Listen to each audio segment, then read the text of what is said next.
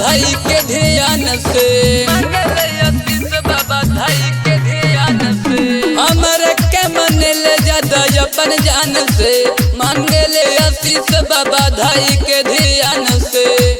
भांग बेल पतैया धतुर के कर ले जल ढारिए बाबा, हमारा भूखल बिया बगली सो मारी बाबा, हमारा भूखल बिया बगली सो मारी बाबा, बगली सो मारी बाबा,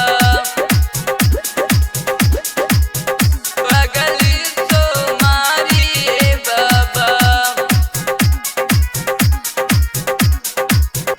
बड़ी करे हमसे प्यार बुझी बतिया हमार, तन फेरी नजरिया ये बाबा।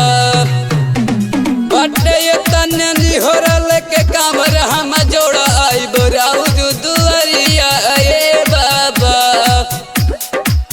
जैसे चाहे पार्वती वैसे हमर प्यारी ये बाबा, हमारा भूखल बिया बगली सो